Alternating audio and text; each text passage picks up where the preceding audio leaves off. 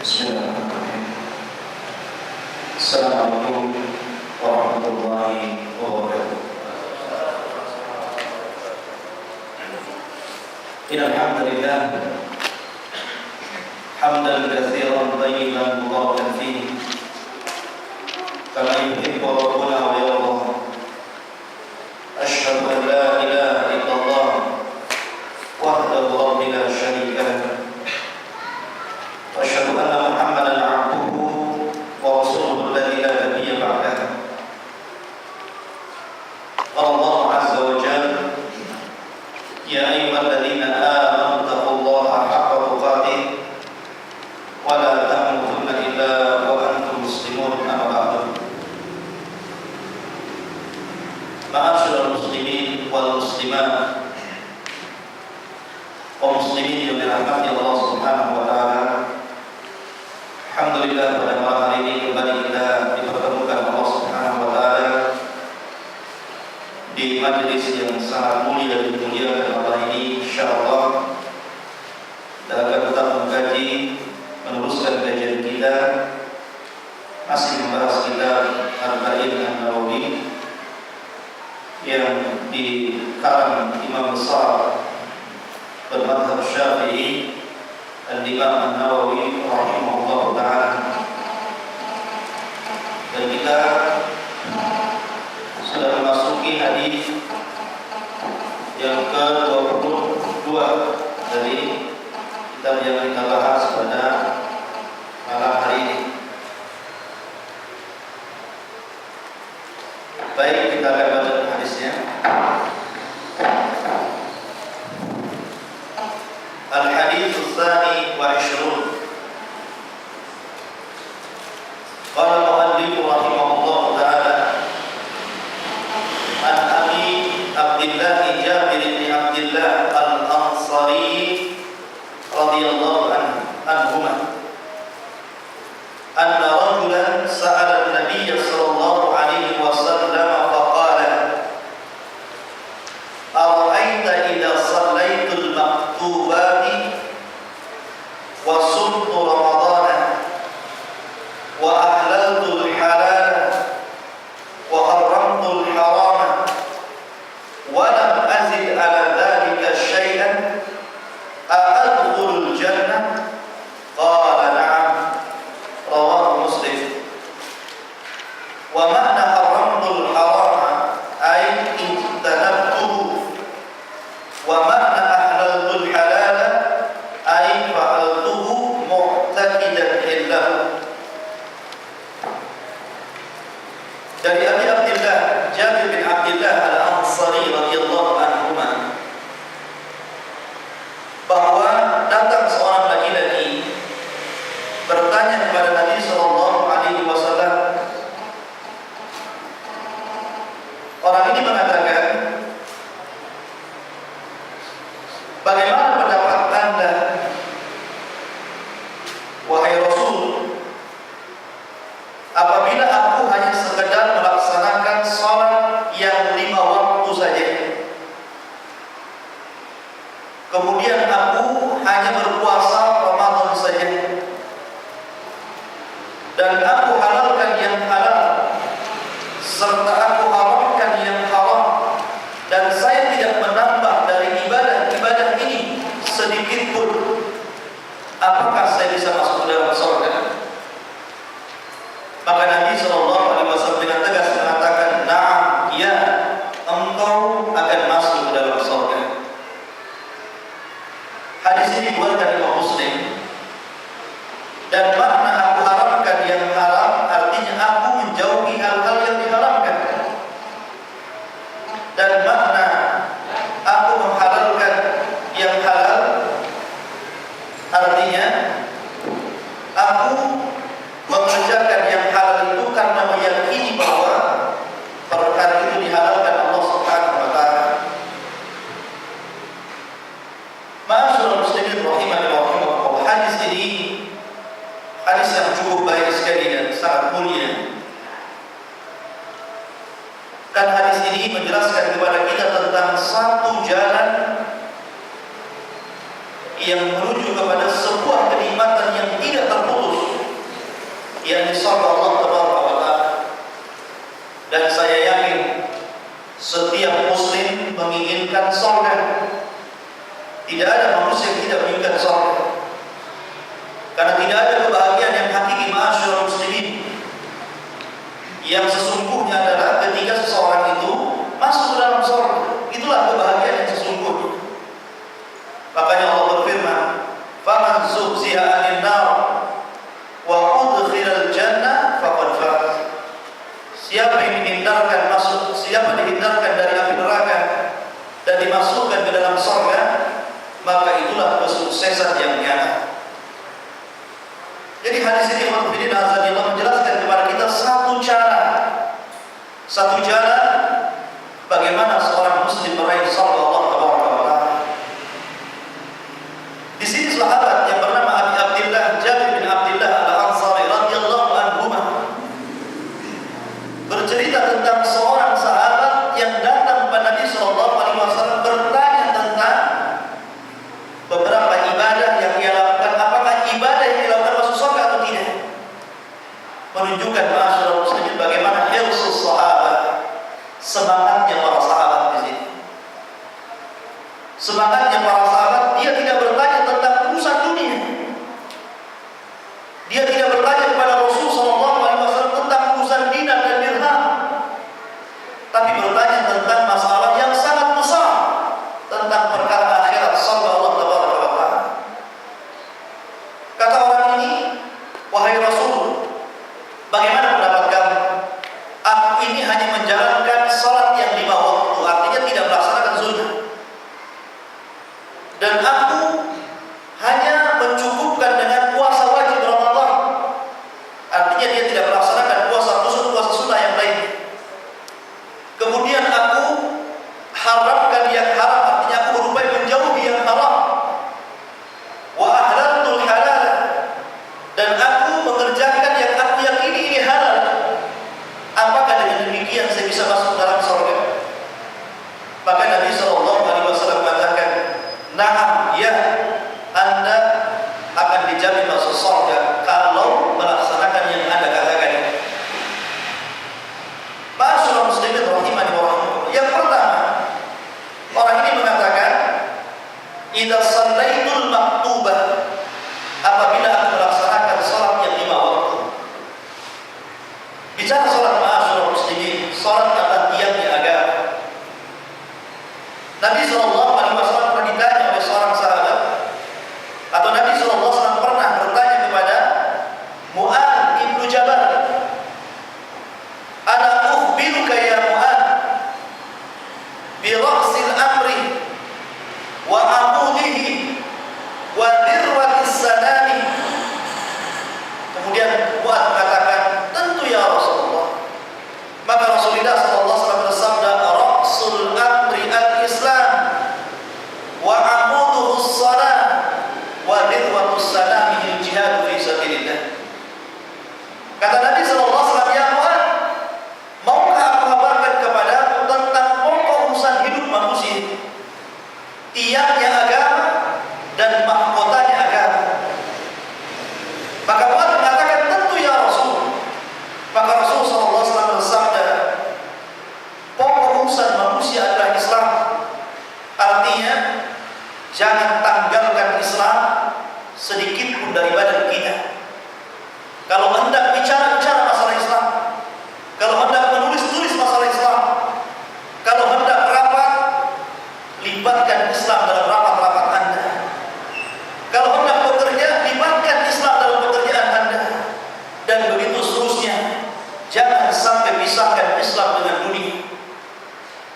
Sebagaimana paradigma sekuler yang hendak memisahkan dunia dengan Islam. Artinya orang-orang sekuler di dalam pemahaman mereka, kalau Anda ingin bicara Islam, bicara di masjid. Kalau Anda ingin bicara Islam, bicara di majelis taklim. Kalau Anda ingin bicara Islam, bicara di tempat-tempat khusus.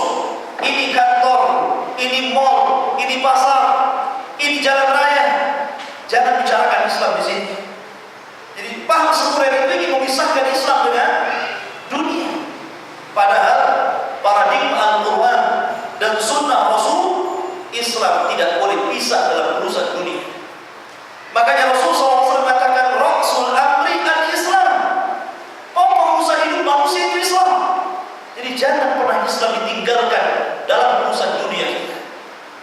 Karena kalau sudah Islam ditinggalkan, maka akan terjadi banyak kecurangan, banyak penyimpangan, dan banyak penyelewengan dalam urusan dunia kita. Maka dengan datangnya Islam mengatur segala kemaslahatan hidup manusia, dunia mereka dan akhirat mereka. Kemudian Nabi SAW mengatakan Islam yang universal ini, Islam yang menyeluruh masuk kepada semua bidang dan lini, ternyata ditopang oleh satu tiang yang sangat kokoh yang disebut dengan salat. Kata Nabi SAW, wa amuduhu salatu, dan tiangnya Islam ini adalah salat. Yang namanya tiang adalah sebuah sanggahan, di mana tiang itu menyangga sebuah bangunan. Kalau tiangnya roboh, maka robohlah bangunan. Kalau tiangnya tegak, maka utuhlah bangunan. Itulah Islam dengan salat, di mana salat itu menentukan berdiri dan tidaknya Islam. Ada salat, ada Islam; tidak ada salat, tidak ada Islam. Seolah-olah seperti itu. Ma'asyiral muslimin rahimani wa rahimakumullah. Karena Nabi yang mengatakan buniyal Islamu ala khamsin, dibangun Islam ini di atas 5 fondasi. Salah satunya adalah salat ba'da syahadah an la ilaha illallah wa anna Muhammadar Rasulullah. Kemudian Rasul melanjutkan waswadir wa salami jihad fi sabilillah, dan mahkota agama adalah jihad di jalan Allah Subhanahu wa taala.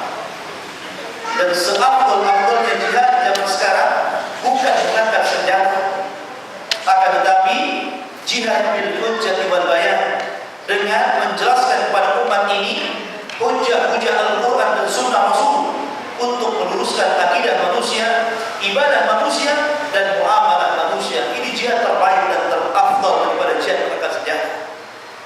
Karena jihad ini tidak semua bisa, hanya orang-orang yang diberikan kepahaman dalam Islam yang bisa melaksanakan jihad mengangkat hujjah dan keterangan Al-Quran dan Sunnah Rasul SAW. Akan tetapi jihad membawa pedang semua orang bisa. Yang penting dia bisa menggunakan senjata, dia bisa perang. Tapi berjihad dengan menjelaskan kebatilan dan menyuruh manusia untuk berbuat baik, tidak semua orang mampu, kecuali orang-orang yang Allah berikan taufik. Ma'asyiral muslimin rahimani wa rahimakumullah. Di sini Rasulullah SAW ingin menjelaskan posisi salat, bahwa buah daripada salat itu surga. Makanya dahulu ma'asyiral muslimin rahimani wa rahimakumullah, sering saya ulang-ulang kisah ulama-ulama salaf dahulu, bagaimana perhatian mereka terhadap salat. Ada satu kisah yang cukup menarik, datang dari Umar bin Abdul Aziz. Umar bin Abdul Aziz rahimahullah ta'ala. Jadi Umar bin Abdul Aziz, anak daripada Abdul Aziz ibnu Marwan. Bapaknya itu namanya Abdul Aziz ibnu Marwan, anaknya Umar bin Abdul Aziz, salah satu keturunan daripada Umar bin Khattab radhiyallahu anhu.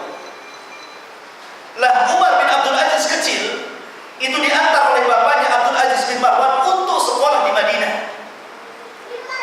Suatu ketika bapaknya memandangkan kepengurusan Umar bin Abdul Aziz kepada seorang alim bernama Saleh ibnu Kaisan.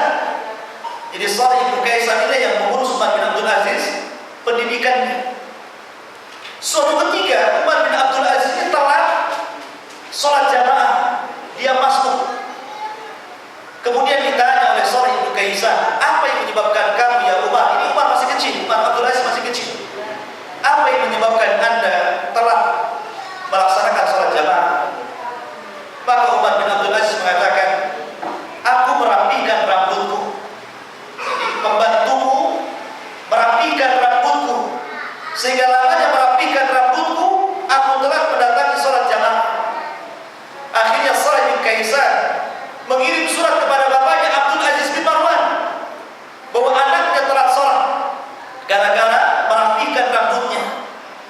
Maka keesokan harinya Abdul Aziz bin Marwan memutus tukang cukur, langsung ke Madinah, tidak bicara sedikit pun. Ketika ketemu dengan Umar bin Abdul Aziz, langsung dibotak kepadanya. Karena itu yang menyebabkan telatnya dia datang sholat. Masya Allah. Ada orang tua seperti ini, ya, memperhatikan sholat anaknya. Kenapa tadi sholat jamaah telat? Karena naik sepeda. kecuali. Gara-gara ini kamu tahu, ada orang tua seperti ini. Makanya wajar kalau orang dahulu itu anaknya sendiri perhatikan seperti ini. Gara-gara rambutnya kayak dipotong, oh gara-gara ini kau telah salah, dipotong rambutnya. Makanya wajar kalau Umar bin Abdul Aziz pendidikan dari bapaknya tentang ibadah, hatta masalah sholat jamaah sekalipun, hingga terlahir besar menjadi ulama, khalifah yang dermawan, zuhud, ahli ibadah, seorang ahli besar. Dan itu buah karena orang tuanya yang amanah, orang tuanya yang senantiasa memakan dari hal yang diharapkan Allah Subhanahu wa taala. Bahkan mungkin antum pernah mendengar, sebagian antum pernah saya cerita tentang kisah Hudzaifah bin Yaman. Diceritakan oleh Muawiyah bin Qurrah bahwa Hudzaifah bin Yaman kalau dia keluar dari rumahnya hendak sholat jamaah, tiba-tiba masjid yang dituju itu sudah selesai sholat jamaah, maka dia ambil sandalnya, dia bergegas mencari masjid yang belum selesai sholat jamaah dan dia gabung di situ karena ingin mengejar jamaah. Segitunya ulama salaf memperhatikan sholat maksudnya. Kalau sholat jamaah saja diperhatikan, apalagi sholatnya diperhatikan lagi. Oh, jamaahnya saja diperhatikan luar biasa, apalagi sholatnya. Di zaman sekarang jangan lagi cerita jamaah, sholatnya saja tidak diperhatikan. Berapa banyak orang yang tidak sholat? Coba antum kalkulasi orang yang tidak sholat di Batam ini dengan orang yang sholat, banyak mana? Banyak orang tidak sholat. Kemudian kita kalkulasi lagi, orang yang sholat di masjid dengan sholat di rumah atau di kantornya banyak di mana? Hanya orang sholat di rumah. Kemudian yang sholat di masjid, antara sholat yang khusyuk dengan yang tidak khusyuk banyak yang mana? Banyak yang tidak khusyuk. Makin gila, makin habis tuh kalau dirinci seperti itu. Ya. Kemudian orang yang khusyuk ini, ya, orang yang sering ke masjid dengan orang yang artinya orang yang betul-betul menjaga jamaah dengan orang yang tidak menjaga jamaah itu, artinya telat masuk, itu sangat sedikit lebih banyak yang masuk. Maka untunglah muadzin, masya Allah, pahalanya besar karena tidak pernah masuk muadzin itu. Muadzin itu tidak pernah masuk, sama dengan imam tidak pernah masuk.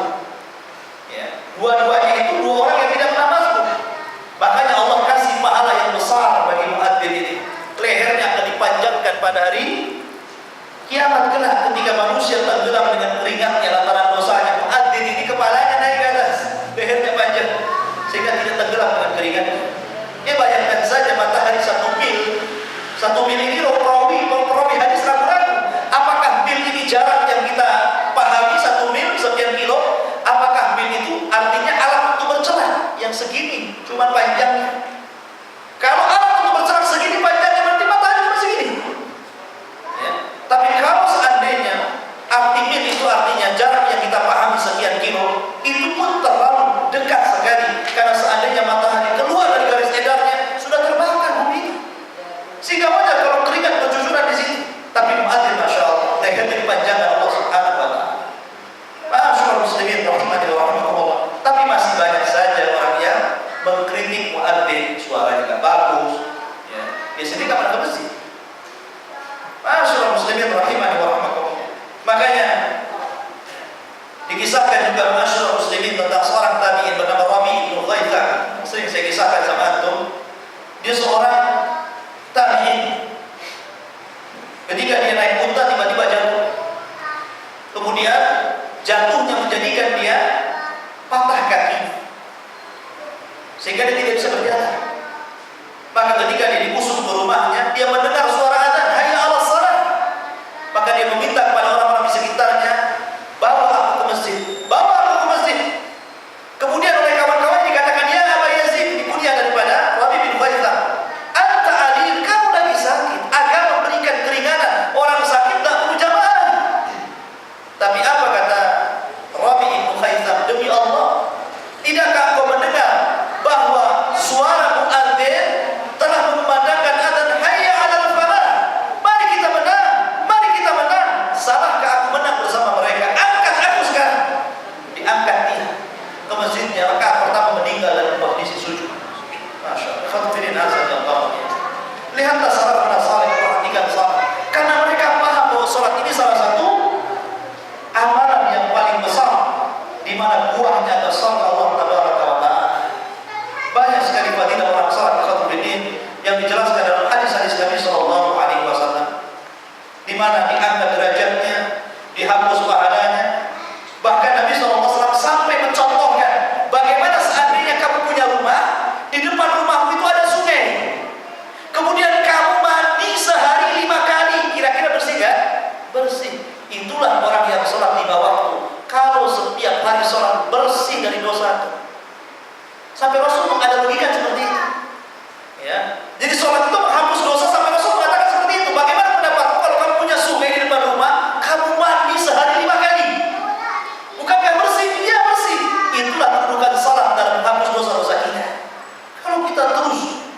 melaksanakan istiqamah dalam salat ini, maka kita akan tergugurkan dosa-dosa kita. Ma'asyiral muslimin rahimani wa rahimakumullah. Maka di sini Rasulullah SAW ditanya ya tentang ara'aita idza shallaitul maktubah, bagaimana pendapatmu kalau aku hanya sekedar melaksanakan salat yang 5 waktu ini saja. Kemudian kata Rasulullah SAW, wasumtu, kata orang ini apa? Wasumtu Ramadan, dan aku hanya melaksanakan puasa Ramadan. Menunjukkan bahwa puasa juga salah satu amalan yang bisa memasukkan pelakunya ke dalam surga. Karena banyak ma'asyiral muslimin hikmah puasa. Hikmah puasa itu banyak.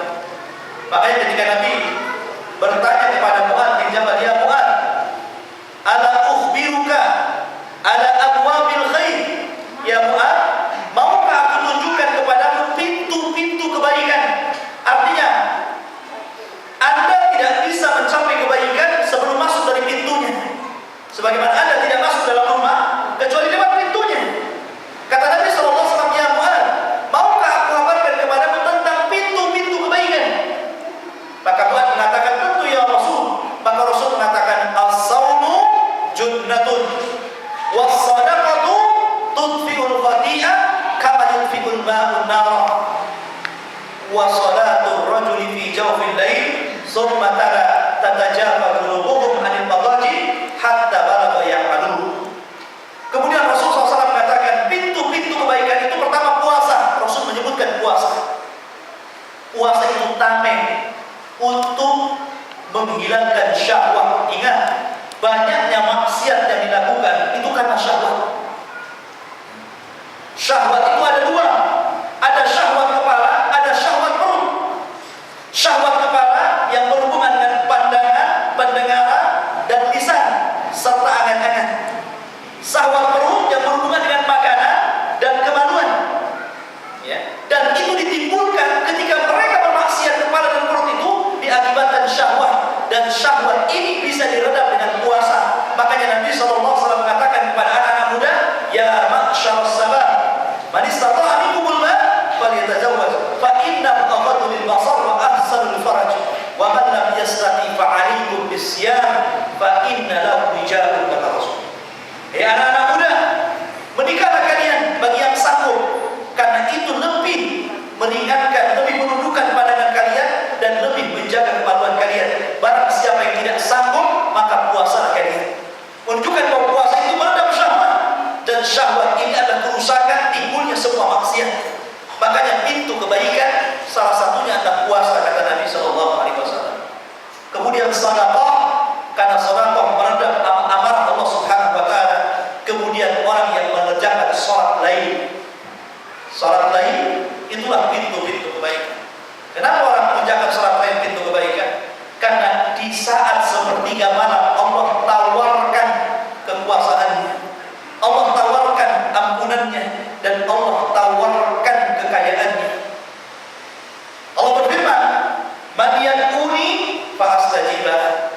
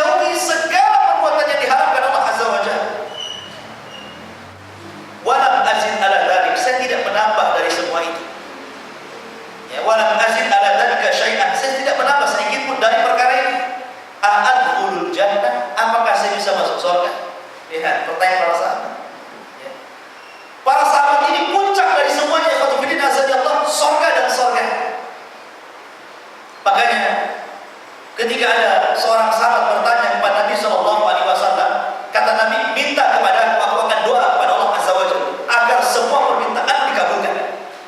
Ada seorang sahabat datang kepada Nabi seperti itu. Kata Nabi SAW, ditawarkan sama Nabi, minta kepada aku, kata Nabi, aku akan berdoa kepada Allah supaya Allah mengabulkan setiap permintaan. Kemudian dia mengatakan, saya tidak minta apa-apa ya Rasul, saya hanya ingin menjadi kawanmu di surga. Itu saja permintaan. Saya tidak minta apapun kecuali saya ingin menjadi kawanmu di surga. Lihat, Masya Allah. Sahabat ini kalau seandainya dia minta dunia, kemudian Rasul mendoakannya, Allah akan berikan. Bukankah doa Nabi SAW ustaznya? Ya. Tapi sahabat ini tidak minta urusan dunia, karena bagi para sahabat amalan dunia. Banyak orang kaya meninggal tidak dibawa dunianya. Ya. Banyak orang yang tinggi jabatan sudah meninggal tidak dibawa jabatan. Dan tidak menjadi kebanggaan jabatannya ketika muka dan akhir datang. Ya. Dengan mengatakan saya ini pejabat, yang benar pertanyaannya, yang mudah-mudah. Ya semua pertanyaan sama, usulus salam, 3 fondasi utama. Siapa Rabbmu? Siapa Nabimu? Apa agamamu? Semua pertanyaan ini sama rata. Apakah dia orang kaya ataukah para pejabat? Karena pertanyaan ini hanya bisa dijawab oleh orang-orang bukan karena kekayaan dan jabatannya, karena keimanan dan amal salehnya. Yang Allah Subhanahu wa taala firmankan, "Yusabbitul ladzina amanu bil qawli tsabit." Sungguh orang-orang yang beriman akan memantapkan jawabannya ketika ditanya oleh munkar dan nakir. Ma'asyiral muslimin rahimani wa rahimakumullah. Di sini lihatlah para sahabat ya. Dia hanya mementingkan urusan surga dan surga. A'adkhulul jannah ya Rasul, apakah saya dengan ini masuk surga? Luar biasa. Mestinya kita contoh seperti ini. Cobalah kita setiap hari mengoreksi amalan kita. Apakah yang saya amalkan ini bisa masukkan saya ke dalam surga atau tidak? Apakah sholat saya ini sudah benar atau tidak sehingga Allah kabulkan sholat saya, Allah terima sholat saya, Allah terima zakat saya, Allah terima puasa saya? Coba berpikir ke situ. Karena banyak orang itu yang menjadikan sholat itu menjadi rutinitas. Katanya ulama bijak, ibadah ya orang goflah, ibadah orang yang lalai itu menjadi kebiasaan. Akan tetapi ibadahnya orang yang taat, akan kebiasaannya orang yang taat akan menjadi ibadah di hadapan Allah Subhanahu wa taala. Lihat baiknya perkataan ya. Jadi ibadahnya orang yang lalai menjadi sebuah kebiasaan. Akan tetapi kebiasaannya orang yang taat menjadi sebuah ibadah. Contoh orang lalai. Orang lalai itu seperti ini. Jadi sholat itu seolah-olah jadi rutinitas dia. Ya dengan adzan langsung wudu ke masjid, sholat, habis sholat seolah-olah plong sudah melaksanakan hutang. Kalau belum sholat kayaknya punya hutang. Sudah biasa seperti itu. Ya kadang-kadang sholat di rumah, kadang-kadang kalau sempat ke masjid, kalau nggak sempat di kantor, jadi nggak peduli, yang penting sholat begitu. Dia tidak peduli keutamaan jamaah, dia tidak peduli tentang keutamaan sok pertama, dia tidak peduli tentang sholat sunnah. Pokoknya yang penting sholat. Kata para ulama, ibadahnya orang lalai menjadi kebiasaan. Tapi kebiasaannya ahli taat menjadi sebuah ibadah. Contoh, makan. Orang yang taat kepada Allah dan Rasulnya, ketika makan saja, dia akan perhatikan tuh makannya itu. Makan saya ini sudah sesuai sunnah atau tidak? Pakai tangan kanan, karena Rasul mengatakan tangan kiri tangan setan. Tidak berdiri, baca basmalah, 3 jari, dikunyah agak lembut. Dia akan perhatikan itu. Ya. Makanya kebiasaannya ahli taat menjadi ibadah yang tadinya makan, ubah jadi ibadah. Kenapa? Karena dia perhatikan masalah ubah saja. Amal apa yang di sini yang sesuai dengan sunnah? Nah, itulah makanya orang kalau senantiasa memperhatikan ketaatan dia kepada Allah dan Rasulnya, kebiasaan menjadi ibadah. Tapi orang yang lalai ibadah jadi kebiasaan, tidak dapat pahala jadi. Ya, Ma'asyiral muslimin rahimani wa rahimakumullah. Kita ulang lagi. Jadi seorang laki-laki ini bertanya tentang amalan dia hanya melaksanakan salatnya 5 waktu, melaksanakan puasa Ramadan, menghalalkan yang halal, mengharamkan yang haram, dan tidak menambah seperti itu. Kemudian dia mengatakan, apakah saya masuk surga? Kata Nabi SAW, ya, Anda akan dimasukkan ke dalam surga. Ma'asyiral muslimin rahimani wa rahimakumullah. Syekh Utsaimin rahimahullah Yang pertama, hirsus sahabati ala su'al. Semangatnya sahabat untuk bertanya tentang kebaikan. Fas'alu ahla dzikri in kuntum la ta'lamun. Tanya orang yang tahu kalau Anda tidak tahu. Tanya orang yang tahu kalau Anda tidak tahu. Artinya ikhwan fillah azza Allah ada dulu kisah tentang dalil orang ini berdebat, ya, dan mengatakan bahwa sesungguhnya segala sesuatu di dunia ini terdapat dalam Al-Quran. Sampai orangnya membuat roti sekalipun ada dalam Al-Quran dalilnya. Kemudian orang ini bilang, mana? Gak ada dalilnya orang bikin roti dalam Al-Quran itu. Gak ada. Ternyata ada dalilnya. Kalau Anda tidak bisa buat roti, Anda harus bertanya kepada siapa? Kepada pakarnya, bukan? Kalau Anda tidak bisa buat roti, kemudian Anda buat roti, jadikan rotinya? Tidak jadi. Berarti Anda harus bertanya kepada pakarnya.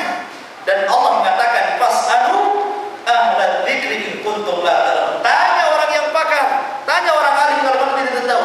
Urusan dunia saja harus tanya. Anda tidak tahu bengkel mobil, coba-coba otak-atik mobil, nggak jalan mobil itu. Tanya sama ahlinya. Bapak, itu urusan dunia bisa merusak kalau nggak ada ilmunya. Bagaimana lagi urusan akhirat? Lebih rusak lagi akhiratnya. Kalau umpamanya orang bicara tentang ibadah, bertanya bukan pakarnya, maka dia akan cerita ngawur urusan agama. Maka di sini para sahabat memberikan contoh kepada kita masyarakat muslimin tentang pentingnya kita belajar dengan cara bertanya. Bertanya, dan thariqah bertanya ini adalah thariqah yang diajarkan Nabi SAW. Nabi itu kadang-kadang bertanya kepada para sahabat. Contoh, ketika Nabi SAW mengumpulkan para sahabatnya seperti ini, Nabi bertanya, siapa di antara kalian yang tahu tentang kebiasaannya orang-orang Yahudi tentang rambut uban-uban mereka? Kemudian sahabat mengatakan, saya Rasul. Setahu saya, orang Yahudi itu membiarkan ubannya sampai mati. Dibiarkan saja begitu memutih. Kata Nabi SAW, selisih orang Yahudi. Rubah rambut-rambut kalian, kecuali warna hitam. Nabi mengatakan seperti itu. Ya, artinya apa? Rubah. Nabi ingin menyelisih Yahudi karena Yahudi membiarkan rambutnya memutih. Kata Nabi, kalian harus merubahnya, selisih mereka. Dengan cara apa? Warnai rambut kalian, tapi hindari warna hitam. Nabi bertanya. Tapi ingat, yang disunahkan yang sudah beruban. Kalau belum beruban, jangan dirubah warnanya. Ya, tidak sunnah. Yang sunnah itu kalau sudah memutih baru antum pakai hina warna coklat atau warna pink begitu, nggak apa-apa. Ya, tapi kalau belum berubah jangan. Nanti kalau dikatakan sunnah, anak-anak pang itu paling sunnah. Ya, karena catnya macam-macam gitu, kiri kanan atas bawah. Ya. Tapi kebiasaan Nabi bertanya bagaimana? Jadi bertanya itu kebiasaan Nabi, masyaallah muslimin. Bertanya itu kebiasaan Nabi. Kadang-kadang para sahabat bertanya kepada Nabi SAW. Jadi thariqah talabul ilmi dengan bertanya ini akan paling efektif. Kadang-kadang ikhwan, antum mendengar ceramah saya seperti ini. Kadang-kadang mungkin nyantol aja ketika di pengajian, ketika antum pergi mungkin hilang apa tadi yang diucapkan Ustaz. Tapi ketika bertanya, antum punya masalah bertanya, udah dijawab oleh Ustaz. Kadang-kadang ini yang dibawa pulang. Ya, jadi thariqah soal jawab itu thariqah yang efektif, dan itulah yang dilakukan oleh para sahabat Rasulullah sallallahu alaihi wasallam. Kemudian yang kedua kata beliau, bayanu ghayatis sahabati wa anna ghayatasy syai'i indahum dukhulul jannah atau dukhulul jannah la kasratal amwali wa la kasratal banin wa la riyasata fid dunya wa li hadha lam qad ahadu sahabati lin nabi sallallahu alaihi wasallam hajatan qala lahu nabi sallallahu alaihi wasallam is'al ma turid qala as'aluka murafaqataka fil jannah qala aw ghayra dhalik qala huwa dhalik qala rasulullah sallallahu alaihi wasallam fa inni ala nafsika bi kasratis sujud ay bi kasratis salat. Yang kedua kata beliau faedah di sini adalah menjelaskan tentang kunci hidup para sahabat Nabi Sallallahu Alaihi Wasallam. Bahwa puncak tujuan hidup para sahabat adalah menginginkan masuk surga. Para sahabat tidak menginginkan banyak harta. Para sahabat tidak menginginkan banyak anak-anak. Para sahabat tidak menginginkan jabatan-jabatan di dunia. Tapi tujuan hidup, puncak tujuan hidup mereka adalah surga Allah Azza wa Jalla. Makanya lihat para sahabat ini, mereka hijrah, diusir dari Mekah ke Habasyah, diusir dari Mekah ke Madinah. Mereka meninggalkan rumah-rumah mereka, mereka meninggalkan kebun-kebun mereka, mereka meninggalkan bisnis mereka, mereka meninggalkan keluarga yang tidak sepaham dengan mereka, ditinggalkan. Mereka korbankan hidupnya, dan mereka melunasi. Mereka datang ke Ethiopia, ke Raja Habasyah. Apakah di sana dijawab atau tidak? Apakah bagaimana makannya di sana? Tidak peduli para sahabat. Bagaimana penduduk mereka ramah atau tidak? Yang penting hijrah dan perintah Allah dan Rasulnya. Karena mereka tahu di balik hijrah adalah surga Allah Taala. Itulah puncak para sahabat. Ikhwatiddin azza Allah wa iyyakum, menginginkan surga Allah Taala. Yang ketiga, annal insana idza tasara ala salati maktubati fala naum alaihi wa la yahrum min dukhulil jannah. Apabila seorang manusia hanya mencukupkan salat yang 5 waktu saja, dia tidak melaksanakan yang sunnah-sunnah. Jadi dia tidak pokoknya dia hanya 5 waktu saja dia kerjakan. Akan tetapi dia kerjakan dengan betul-betul. Ya, bukan hanya mengerjakan begitu saja. Betul-betul dia jaga jamaahnya, dia jaga gerakan dan bacaannya, dia jaga khusyuknya. Dia tidak sholat yang lainnya, dia tinggalkan semua sunnah. Tapi dia perhatikan dengan sholat yang 5 waktu itu, dijaga betul. Waktu-waktunya, jamaahnya, khusyuknya dijaga betul. Maka orang ini tidak tercela. Orang ini tidak tercela dan tidak diharapkan baginya surga. Artinya itu sudah merupakan satu jalan menuju surga Allah Subhanahu wa Ta'ala. Ya, daripada kemudian antum mengerjakan semua sholat, akan tetapi semua sholat antum kerjakan dengan asal-asalan. Sholat 5 waktu asal-asalan, sholat sunnah asal-asalan, maka ini tidak akan menghasilkan hasil yang baik. Ya, serba asal itu apapun kalau sudah cerita asal-asalan itu pasti tidak baik. Oleh karena itulah maka cukup dengan sholat yang 5 waktu dengan sungguh-sungguh, ini sudah mencukupkan bagi kita untuk jalan masuk surga. Itu kata syaitan demikian. Kemudian yang keempat, anna salawata wa kadzalika as-shaum min asbabi dukhulil jannah, bahwa salat dan puasa keduanya merupakan sebab seseorang masuk dalam surga Allah Taala. Kemudian yang kelima, bahwa perkara yang haram adalah setiap yang Allah haramkan dalam Al-Quran dan lisan Rasul Sallallahu Alaihi Wasallam dalam hadis-hadis yang sahih. Maka tidak boleh menghalalkan yang diharamkan Allah. Begitu juga perkara yang halal. Perkara yang halal ada sesuatu yang dihalalkan Allah dalam Al-Quran dan dihalalkan atas lisan Rasulullah SAW dalam hadis-hadis yang sahih. Maka kita tidak boleh kemudian mengatakan sesuatu yang haram kita halalkan. Kita tidak boleh menghalalkan yang haram dan kita tidak boleh menghalalkan yang haram atau mengharamkan yang halal.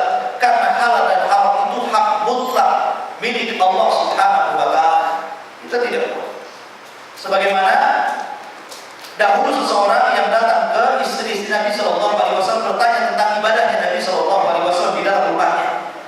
Setelah dijelaskan oleh Ummul Mukminin, istri-istri Nabi Sallallahu Alaihi Wasallam, mereka mengatakan, oh ibadahnya Nabi kok kayaknya sedikit. Kalau begitu, kita harus lebih banyak daripada Nabi. Kenapa? Wajar Nabi sedikit, karena sudah diampuni dosa-dosanya. Tapi kan kita tidak, maka kita harus lebih daripada ibadahnya Nabi. Yang satu mengatakan, aku akan puasa dan tidak pernah berbuka setiap hari. Saya akan sholat malam dan tidak pernah tidur setiap malam. Dan saya tidak menikahi wanita-wanita supaya fokus beribadah. Lihat, yang terakhir apa? Dia tidak mau menikahi wanita. Padahal menikahi wanita sesuatu yang haram yang diharamkan. Tapi ini haramkan pada dirinya, tidak mau menikah. Maka Nabi SAW marah dengan mengatakan, demi Allah, saya orang yang paling takwa di antara kalian. Saya orang yang paling takut di antara kalian. Tapi saya menikahi wanita-wanita. Faman raghiba an sunnati falaysa minni. Siapa yang membenci sunnah bukan golongan. Menunjukkan bahwa apa yang halal yang telah diharamkan Allah dan Rasul, apa yang haram yang telah diharamkan Allah dan Rasul. Maka kita tidak boleh mengatakan halal kalau Allah mengharamkannya. Kita tidak boleh mengatakan haram kalau Allah menghalalkannya. Karena banyak ikhwatu fillah azanillah. Dan ini bukan hanya perkara haram saja. Ya. Perkara taat dan maksiat juga demikian. Perkara ibadah dan tidak juga demikian. Perkara tauhid dan tidak demikian. Itu harus berdasarkan Al-Quran dan Sunnah Rasulullah SAW. Kita tidak bisa berkata ke agama. Kita tidak boleh membuat-buat agama. Agama itu datang dari Allah lewat lisan Rasulullah SAW. Kalau Rasul saja tidak boleh buat agama, bagaimana kita? Rasul tidak boleh buat agama. Suatu ketika Rasul pernah mengangkat seorang anak angkat bernama Zaid. Zaid ini anak daripada Harithah. Dan Harithah ini adalah orang yang paling berjasa dalam hidup Nabi SAW. Sehingga dia angkat anaknya Zaid untuk menjadi anak angkat Nabi SAW. Maka ketika itu setelah diangkatnya Zaid menjadi anak Rasul, maka diganti binnya yang tadinya Zaid bin Harithah diganti oleh Rasul menjadi Zaid bin Muhammad. Itu istihad Rasul. Ya, dia ganti Zaid bin Muhammad. Setelah dia ganti Zaid bin Muhammad, tiba-tiba Allah Subhanahu wa taala menurunkan ayat menegur Rasul dengan mengatakan, "Ma ja'alallahu adiyaakum abnaakum." Tidak layak anak-anak angkat dinasabkan kepada bapak angkatnya. Ud'uhum li abaihim wa aqsam indallah. Maka kembalikan binnya kepada bapak-bapak mereka, itu lebih adil di sisi Allah Subhanahu wa taala. Maka langsung spontanitas ketika turun ayat ini, maka Nabi mengembalikan nasabnya dari Zaid bin Muhammad menjadi Zaid bin Harithah. Nabi tidak boleh, ini urusan agama, menasabkan kepada yang bukan bapak. Nabi ditegur oleh Allah Azza wa Jalla. Diturunkan satu ayat. Artinya apa? Nabi tidak boleh merendahkan sebuah agama. Karena agama itu milik Allah Subhanahu wa taala. Maka kita menunggu wahyu. Apapun yang kita akan kerjakan harus menunggu wahyu. Dan wahyu sudah turun semuanya lewat Al-Quran dan Sunnah Rasul. Jangan melakukan sesuatu ibadah kecuali harus ada tuntunannya dari Al-Quran dan Sunnah Rasul SAW. Maka yang halal apa yang dihalalkan Allah, yang haram apa yang diharamkan Allah Azza wa Jalla. Dan apa yang diharamkan Rasul itu sama dengan apa yang diharamkan Allah. Apa yang dihalalkan Rasul itu sama dengan apa yang dihalalkan Allah Subhanahu wa taala. Kenapa? Karena Rasul tidak berbicara kecuali dengan wahyu. Makanya suatu ketika Abdullah bin Mas'ud pernah mengatakan, "Aku laknat wanita-wanita yang mentato dan yang minta ditato. Aku laknat wanita-wanita yang mencukur bulu hadis dan diminta dicukur bulu hadis. Aku melaknat wanita-wanita yang suka menyambung rambutnya disanggul, dan aku melaknat wanita-wanita yang menggigit giginya." Ada seorang wanita bernama Ummu Ayyub radhiyallahu anha datang kepada Abdullah bin Mas'ud dengan mengatakan, "Ya Aba Abdillah, kamu yang mengatakan bahwa wanita-wanita ini terlaknat." Kata Abdullah bin Mas'ud, "Ya, aku yang mengatakannya." Fa kaifa la al'an man la'ana Rasulullah sallallahu alaihi wasallam wa fi kitabih. Kata Abdullah bin Mas'ud, bagaimana aku tidak melaknat orang-orang yang telah dilaknat Rasul sallallahu alaihi wasallam dan itu terdapat dalam Al-Qur'an. Kemudian kata Abu Ayyub, ada dalam Al-Qur'annya? Ada. Maka dicatat sama Abu Ayyub dalilnya tentang laknat wanita yang ditato, wanita yang mencukur bulu hadis, wanita yang menyambung rambut, dan wanita yang menggigit giginya. Setelah dia baca Al-Quran dari A sampai Z, ternyata tidak didapati larangan itu dalam Al-Quran. Besoknya dia datang lagi kepada Abdullah bin Mas'ud, "Ya Abdullah, ya Aba Abdillah, aku sudah membaca Al-Quran dari awal sampai akhir. Apa yang kau katakan tidak ada dalam Al-Quran? Katanya kamu ada dalam Al-Quran." Kata Abdullah bin Mas'ud, "Wahai Ummu Ayyub, kalau kau betul-betul membaca Al-Quran, maka kamu akan dapat larangan itu dalam Al-Quran." Kemudian diulang lagi dibaca. Sudah aku baca kedua kalinya, enggak aku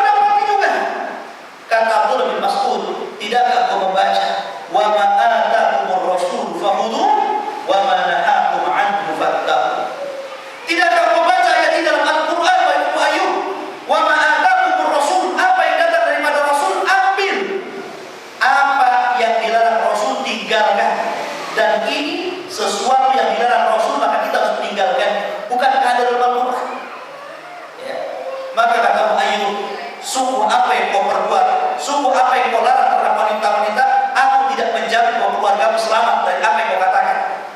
Artinya kata Mu'ayyid, jangan-jangan keluargamu ada yang mencukur bulu halis, ada yang mentato, ada yang menyambung rambut. Kata Abdul Mas'ud, silahkan kamu koreksi istri dan anak-anak. Akhirnya Mu'ayyid datang ke rumahnya mengoreksi. Ternyata tidak ada satupun dari keluarga Abdullah bin Mas'ud yang melakukan laknatan Rasulullah SAW. Ketika itulah maka Mu'ayyid datang. Sungguh benar ucapan apa kata Abdul Mas'ud, demi Allah, kalau istriku, anak-anak perempuanku ada yang bertato, ada yang mencukur bulu halis, ada yang menyambung dan menyambung rambut, demi Allah jangan satukan satu atap aku dengan mereka.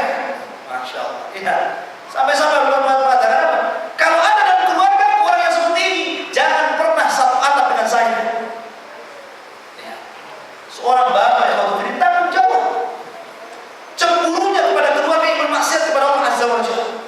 Tapi berapa banyak yang satu atap dengan kita, ternyata kita tidak bisa apa-apa di situ. Suaminya sudah dapat hidayah, masya Allah, rajin, istrinya nggak karu-karuan, anaknya nggak karu-karuan, anaknya nggak jilbaban pun dibiarkan sama bapaknya, ya.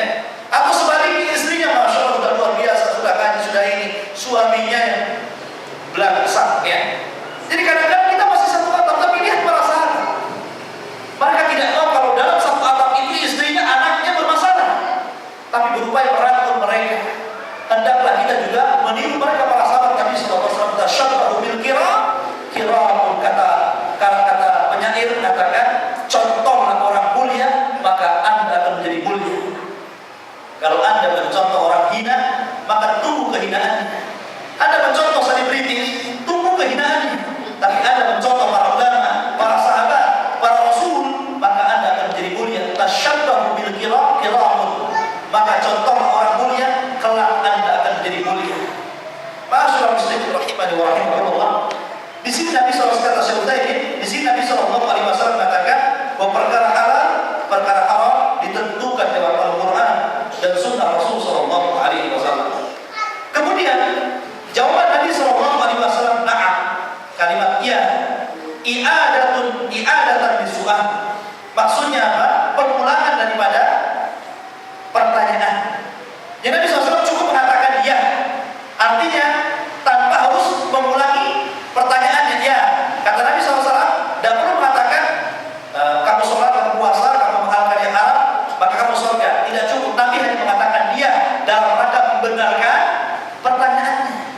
Dan kalimat na'am ini harus diposisikan pada tempatnya. Jangan dibuat main-main. Ya, apalagi berbicara tentang masalah akad nikah, talak dan rujuk yang sungguh-sungguhnya menjadi sungguh-sungguh dan main-main yang menjadi sungguh-sungguh. Contoh umpamanya, saya main-main sama antum, ya. Bapak mengatakan bahwa seseorang mengatakan kepada kawannya, siapa di antara kalian yang mau menikah dengan anak saya, maharnya ini? Guyon umpamanya dia ngomong begitu. Tiba-tiba ada orang, saya siap. Antum langsung kasihkan botol ini, sah. Berarti dia sudah menjadi suami anaknya. Jangan macam-macam, ya. Karena sesuatu yang main-main ini sungguh-sungguh, salah satunya anak, ya. Ataupun tanah, ya. Pamannya orang ini mengatakan, kamu sudah mentalak istrimu? Iya. Padahal dia main-main. Jangan talak walaupun istri nggak tahu. Istrinya di rumahnya, nggak tahu apa-apa. Antum lagi ngobrol sama kawan antum. Ada dengar antum mentalak istri ya? Iya. Sambil guyon dan ketawa gitu. Jangan talak itu, walaupun istrinya nggak tahu. Ya. Oleh karena itu, khutbah azannya Allah, kalimat-kalimat seperti ini, kalimat-kalimat na'am, ya, maka harus diposisikan di posisi yang benar dan jangan diposisikan di posisi yang salah. Ma'asyiral muslimin rahimani wa rahimakumullah. Ini yang bisa sampaikan untuk sesi materi. Insyaallah kita akan tanya jawab untuk mengembangkan masalah ini. Silakan.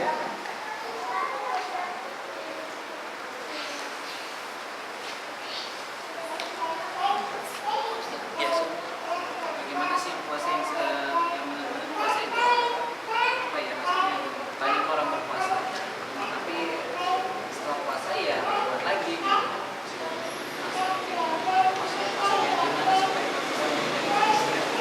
Iya. Iya, bertanya saat bermanfaat. Puasa yang bagaimana sebenarnya? Atau sholat yang bagaimana sebenarnya? Mencegah perbuatan keji dan mungkar. Saudara muslimin rahimani wa rahimakumullah. Tentu jawabannya adalah puasa yang sungguh-sungguh dan sholat yang sungguh-sungguh. Karena ibadah yang dilakukan sungguh-sungguh pasti melahirkan ibadah yang lain. Sebagaimana maksiat, kalau dilakukan sungguh-sungguh, maka dia akan melahirkan maksiat yang lain. Jadi maksiat itu beranak pinak, sebagaimana ibadah beranak pinak. Ibadah, kalau orang sungguh-sungguh melaksanakan sholat 5 waktu, maka Allah Subhanahu wa Ta'ala akan berikan kekuatan untuk melaksanakan sunnah-sunnah. Makanya antum sudah terbiasa sholat 5 waktu, kemudian antum biasakan rawatib. Pasti ketika kebiasaan sunnah dan wajib rawatib ini antum sudah bisa jalankan dengan sungguh-sungguh, maka antum akan naik peringkatnya. Antum akan coba sholat duha, antum akan coba sholat witir, antum akan coba lagi qiyamul lail. Itu akan bertahun dan akan bisa ini.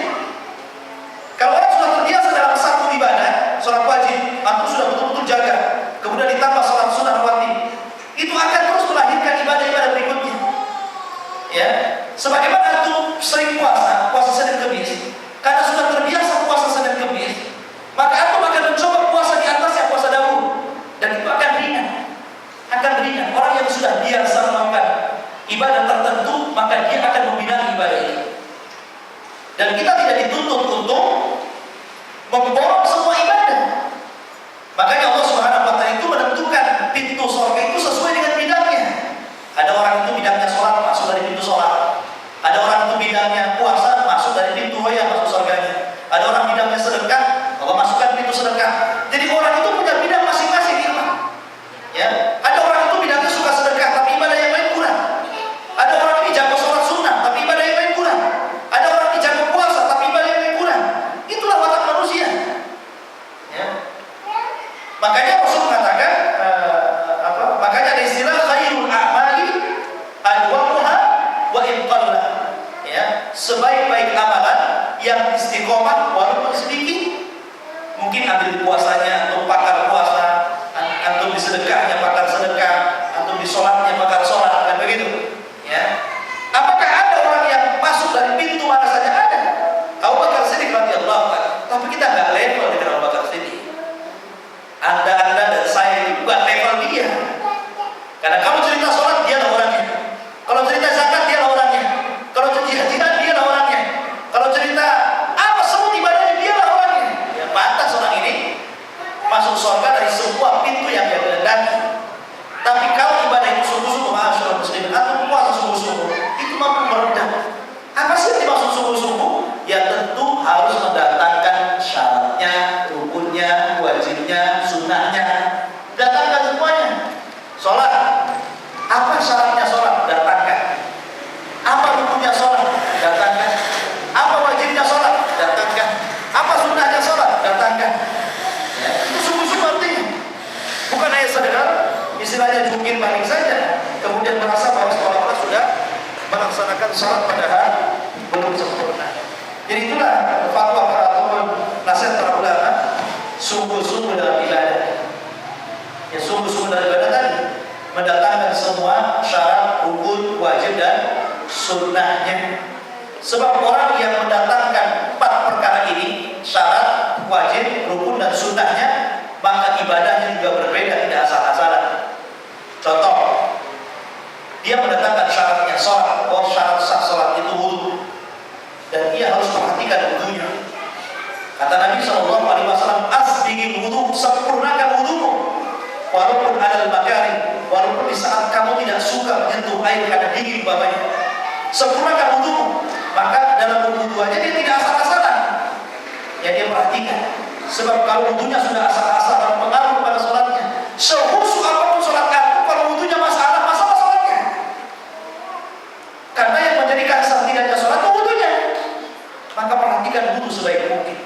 Datangkan syarat ini. Jangan ada sedikit secuil pun anggota wudu yang tidak tersentuh dengan air, karena menjadikan wudunya tidak sah. Dan jangan asal-asalan. Contoh, mencuci kaki, dia tidak dicuci, cukup diusap saja. Ini tidak boleh.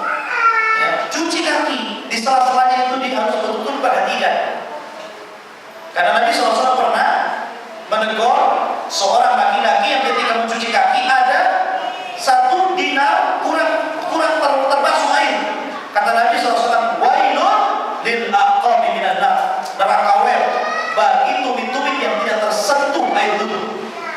Nah, sampai mana begitu? Jadi perhatikan. Ya. Kalau sudah memperhatikan wudu sebaik mungkin, bagaimana ya sunnah wudu itu, tata cara wudu sesuai dengan Nabi, maka dia akan perhatikan wudu. Kemudian masuk dalam sholat juga demikian. Dia mendatangkan rukunnya, bagaimana rukun yang diajarkan Nabi, bagaimana berdiri sesuai dengan sunnah yang diajarkan, bagaimana ruku, bagaimana posisi ruku ini, lurus atau tidak, kemana pandangannya. Kadang-kadang di antara kita tidak tahu pandangan orang ruku, pandangan orang berdiri, pandangan orang tasyahud, kemana itu? Ada sendiri itu. Orang yang berdiri lihat ke tempat sujudnya, orang yang ruku pandangannya lihat ke kiblat, orang yang sedang tasyahud pandangannya ke isyarat jari. Nah, kan berbeda satu pandangnya, tapi banyak orang yang tidak tahu. Ya, padahal Nabi SAW itu membuat pandangan dalam sholat saja berbeda dalam beberapa tempat. Berdiri kata Nabi lihat tempat sujud. Ya, ketika ruku lihat kiblat, ketika tasyahud lihat telunjuk yang diisyaratkan. Ini soal pandangan, ya. Belum gerakan yang lainnya. Ya, belum gerakan yang lainnya. Jadi kalau orang tahu rukun-rukunnya, syarat-syaratnya, wajib-wajibnya, sunnah-sunnahnya, tidak mungkin orang melamun itu. Contoh saja ketika ruku, ini sudah lurus atau tidak? Mikirnya itu lurus atau tidak, kan begitu. Kemudian bacaannya sudah betul atau tidak? Tidak ada kesempatan atau melakukan ke Jakarta, melakukan ke Medan, melakukan ke Bali. Tidak ada ceritanya. Kenapa? Disibukkan dengan mikir gerakan dan bacaan, sehingga sholatnya akan mantap. Ya. Kalau orang itu perhatikan rukun, wajib dan sunnah. Sunnahnya juga didatangkan. Jangan akhirkan sunnah saja, tidak perlu dibaca. Ya, yang penting yang rukun-rukunnya aja, Fatihahnya saja, suratnya bisa dibaca. Tidak demikian, sunnah-sunnahnya juga didatangkan. Oh, Nabi SAW menyunahkan sebelum tasyahud itu membaca Allahumma inni a'udzubika min adzabi jahannam wa min adzabil qabri wa min fitnatil masiihid dajjal. Baca doa-doa yang disunahkan Nabi SAW. Kemudian kata Nabi SAW bahwa kita disuruh sungguh-sungguh doa dalam sujud, ketika terutama sujud akhir kita laksanakan sunnahnya. Jadi kalau orang itu mendatangkan semuanya konfident, maka ibadah itu akan menjadi berkualitas. Tapi kalau asal-asalan, tidak peduli dengan rukun, syarat dan wajib sunnahnya, ya juga asal-asalan pahalanya. Begitu juga puasa, begitu juga haji, begitu juga ibadah yang lainnya. Ya, jadi kita haruslah dalam urusan sholat, puasa, mungkin minimalnya dalam sholat itu, kalau toh memang kita tidak bisa sehusu Rasul dan para sahabatnya dan para ulama salaf, minimalnya gerakan dan bacaan sesuai dengan sunnah Rasul Sallallahu Alaihi Wasallam. Itu minimalnya gerakan dan bacaannya sesuai dengan sunnah Rasul. Jangan buat gerakan yang tidak dicontohkan, jangan buat bacaan yang tidak pernah dicontohkan. Kalau khusyuk memang relatif susah kita khusyuk. Ya, khusyuk itu sangat susah dan itu perlu latihan. Khusyuk itu perlu latihan. Walaupun khusyuk ini bagian daripada rukun sholat, tumaninah termasuk khusyuk. Ya, kemudian akan tetapi yang penting itu yang dohir-dohir saja, yang tampak-tampak gerakan dan bacaan, karena khusyuk itu amalan hati. Kita tidak lihat seperti apa orang ini. Kadang-kadang orang ini mantap sholatnya, belum tentu khusyuk. Yang tidak bergerak sama sekali itu bukan pertanda dia khusyuk. Bisa saja tidur, ya, atau tidak tidur betul-betul, dia lagi melamun. Justru orang melamun itu lebih khusyuk daripada orang khusyuk. Iya, orang melamun itu dia lebih khusyuk daripada orang khusyuk. Kadang-kadang imam sudah rukun, dia masih berdiri saja karena melamun. Saking khusyuk lamunannya, bukan sholatnya. Ya.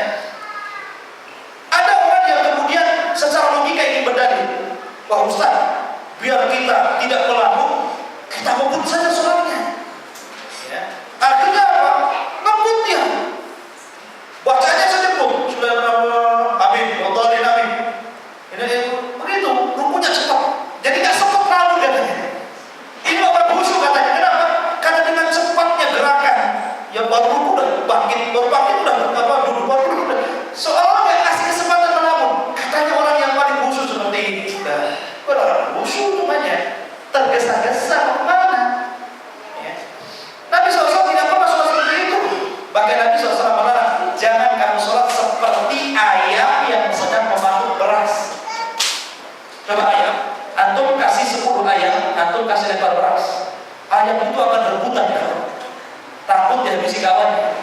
Kata Nabi SAW, jangan sholat seperti itu. Ya, jangan sholat seperti itu. Terutama kalau sudah Ramadan. Siapa yang paling ngebut? Yang paling banyak jamaahnya. Siapa yang lambat? Paling kosong jamaahnya. Seolah-olah pahala dan tidak berpahala atau besar pahala itu ditentukan yang ngebut dan tidak. Makanya saya nasihatkan juga orang-orang yang umroh, orang-orang yang haji, ya. Mereka kadang-kadang tergesa-gesa ketika tawaf, ketika sa'i, tidak perlu tergesa-gesa. Ini cepat dapat 7, kemudian langsung ke sa'i biar cepat istilahnya selesai. Bukan itu ibadah yang betul. Ibadah yang betul itu ibadah yang dilakukan dengan takdir. Ikuti aja jalan Ka'bah itu dengan pelan, baca-bacaan. Justru semakin lambat, semakin banyak zikir, semakin datangkan doa-doanya, itu akan mendapatkan pahala lebih. Bukan yang cepat lari gitu, dia penting selesai. Itu yang penting selesai namanya. Ya. Jadi ibadah itu kalau didatangkan semuanya, insya Allah akan melahirkan apa yang disabdakan dengan Allah Azza wa Jalla, inna salata tanha 'anil fahsya wal munkar. Begitu juga puasa akan melahirkan junah, berbenteng dia antara dia dengan hawa nafsunya. Tapi kalau dilaksanakan asal-asalan atau apapun ibadahnya, maka tidak akan berkualitas ibadahnya. Allah.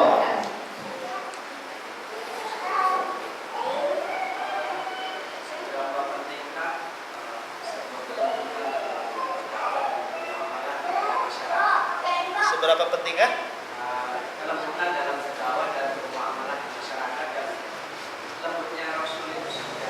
Oh, Masya Allah. Pertanyaan yang harus membuat daurah sekali lagi. Kelembutan Nabi SAW dalam beribadah dan beramal. Masya Allah. Nabi SAW adalah orang yang paling lembut di antara seluruh manusia. Alhamdulillah, agama kita adalah agama yang lembut. Nabi kita adalah Nabi yang lembut, dan dakwah Nabi kita adalah dakwah yang sangat lembut. Mana bukti kelembutannya? Islam yang dibawa Nabi SAW sampai kepada kita dalam rangka menjaga 5 hal. Pertama, menjaga keyakinan agar keyakinan kita tidak menyimpang. Maka diturunkan Al-Quran dan Sunnah. Bayangkan, kalau tidak ada Quran dan Sunnah, mungkin kita tidak menyembah Allah. Keyakinan kita akan rusak. Mungkin kita menyembah batu, menyembah pohon, menyembah batu, menyembah apapun yang disembah, menyembah ular kayak orang India, menyembah gajah, menyembah sapi, ya, menyembah apapun disembahnya. Ya, tapi Quran datang dan Sunnah untuk meluruskan keyakinan. Ternyata yang disembah Allah Subhanahu wa Ta'ala. Yang kedua, menjaga akal.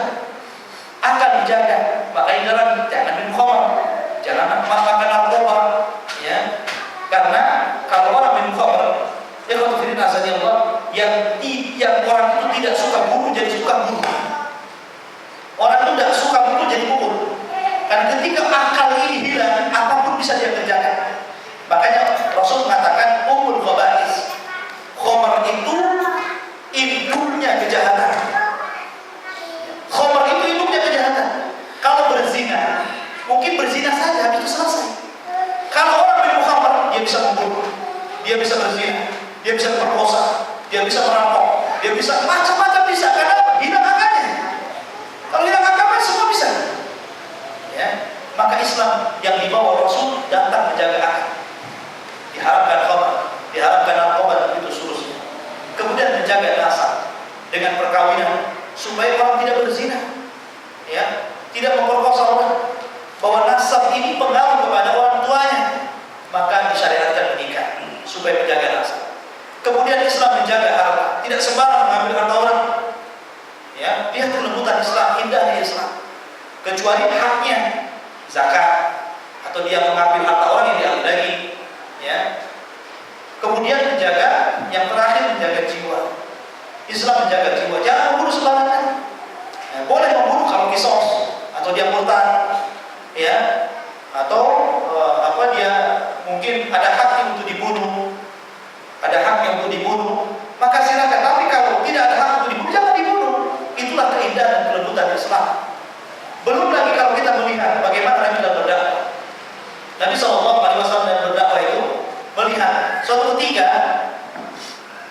ada arba'ah dan masuk ke masjid. Kemudian kencing di pojok masjid sebelah kanan, di tempatnya para wanita. Tahu-tahu lagi banyak orang, saat lagi sholat, lagi mau hendak sholat, tiba-tiba ada orang Badui kencing di pojok masjid paling belakang, tempatnya perempuan. Bayangkan orang Badui, dia keluarkan resletingnya, kemudian mengeluarkan kemaluannya, kan bisa kelihatan. Ya, sehingga ketika para sahabat marah karena faktornya banyak, bukan hanya kencing di masjid, tapi kan dia mempertontonkan kemaluannya sehingga kaum wanita bisa melihat auratnya. Maka sahabat marah ketika itu, hampir memukuli orang ini. Ya, karena faktor yang menjadikan para sahabat marah itu banyak. Itu bukan hanya karena kencing di masjid saja, tapi dia kencing di tempat perempuan, kemudian mempertontonkan auratnya di hadapan orang ramai. Ya wajar para sahabat marah. Tapi Nabi SAW tidak terpancing emosi para sahabat. Kata Nabi, da'u. Ya, da'u artinya biarkan. Ya, kamu pergi saja. Biarkan saya menegur dia. Kemudian Nabi membiarkan sampai dia selesai kencing. Kemudian Nabi baru memanggil dia sendiri. Kemudian Nabi memberi ember untuk isi air. Kamu ambil ember ini, kamu isi air sana, kemudian kamu guyur tempat kencing. Nurutnya, embernya diguyur. Gak diapa-apain sama Nabi. Setelah itu, sini kamu didekatkan oleh Nabi SAW ke hadapannya, seolah-olah Nabi akrab dengan orang ini. Maka Nabi SAW mengatakan, wahai fulan, sesungguhnya masjid ini tempat sholat, tempat zikir, tempat baca Quran. Nabi tidak melarang kencingnya, tapi Nabi membatasi fungsi masjid, bahwa kencing tidak masuk di sini. Kayak gitu. Artinya apa? Wahai tuan, wahai fulan, masjid ini tempat sholat, tempat zikir dan baca Quran. Artinya jangan kencing di sini gitu. Tapi Nabi tidak mengatakan seperti itu. Dengan bahasa lain yang sangat halus. Baru kemudian orang Arab ini sadar bahwa apa yang dia lakukan salah. Maka dia kemudian berdoa kepada Allah Azza wa Jalla, Allahumma arhamni wa Muhammadan wa la tarham minhu ahada. Ya Allah, berikan kasih sayangmu kepada aku dan Muhammad saja, dan jangan memberikan kasih sayangmu kepada mereka yang hendak memukuliku. Ya. Artinya apa? Padahal wajar untuk para sahabat ketika hendak memukul orang itu wajar, karena faktor untuk marahnya itu banyak sekali. Sudah kecil-kecil, buka aurat, bisa saja dilihat oleh wanita, kan begitu? Gak punya apa, gak punya ada. Tapi lembutnya Nabi SAW menjadikan tertariknya orang ini akhirnya masuk ke dalam Islam. Kemudian juga kisah yang kedua, tentang kisah Nabi sedang bermajelis taklim seperti ini. Tiba-tiba datang sama orang kasar, orang yang gak punya akhlak, gak punya adab, tahu-tahu masuk, langsung menghampiri Nabi SAW di depan para sahabat yang sedang taklim. Kemudian orang ini mengatakan, idzan li ya Muhammad bizina. Wahai Muhammad, izinkan aku untuk melakukan zina. Bayangkan, kalau ada orang yang saya lagi begini nih, antum lagi ngaji sama antum, datang anak udah ke sini, Ustaz, saya mau kena goyang, ngapain mau zina? Izinkan saya. Kira-kira antum mau ngomong apa? Tidak berhenti kan gitu. Orang ini sarap banget begitu kan? Para sahabat tak marah itu. Tapi Nabi SAW mengatakan, diam. Para sahabat diam. Kemudian Nabi menarik tangannya, kemudian menempelkan ininya, lututnya dengan lutut Nabi SAW, seorang akrab.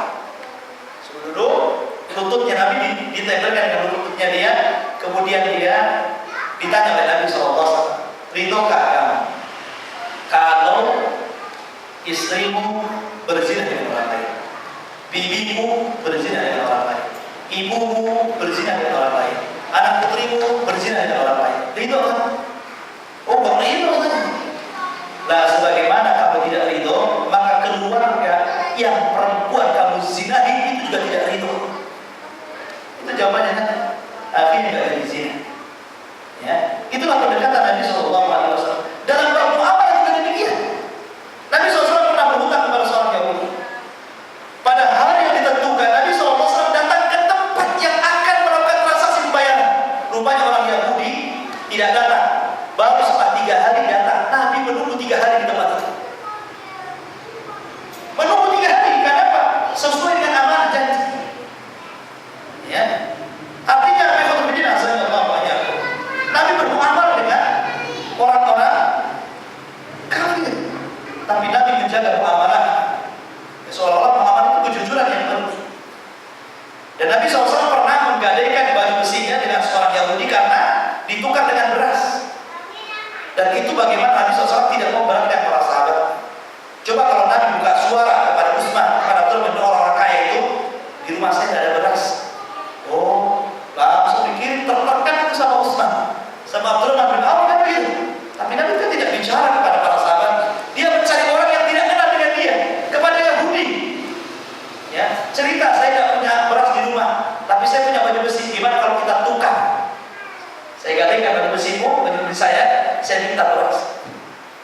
saya minta gandum untuk makan istri-istri saya. Nabi mencari orang lain. Kalau Nabi buka suara ketidakadaan gandum di rumahnya kepada para sahabatnya, sebentar saja itu rumahnya itu dengan gandum dipasok besar-besaran itu. Oh, Nabi rupanya kekurangan. Tapi Nabi SAW tidak mau berpaling dengan para sahabatnya sampai kemudian masalah hati perasaan Nabi menjaga. Dia tidak mau mengutang kepada para sahabatnya karena gak mungkin diutang kepada paling gak dikasih gitu. Nabi cari yang gak kenal. Ya ternyata orang Yahudi kan udah lain agama, peduli apa dengan Yahudi. Nah itu bagaimana Nabi SAW. Makanya Nabi mengatakan dalam Allah berfirman tentang akhlak Nabi SAW, Muhammadur Rasulullah azizun alaihi ma anittum harisun alaikum bil mu'minin raufur rahim. Bahwa Nabi SAW itu azizun azizun alaihi ma anittum. Nabi itu merasa berat kalau ada sahabatnya itu yang susah. Itu maksudnya. Jadi tidak mau melihat sahabatnya susah. Nabi itu berat sekali kalau di antara sahabatnya yang susah, ikut susah maksudnya. Dan Nabi sangat raufur rahim. Dan pembahasan tentang kelembutan Nabi SAW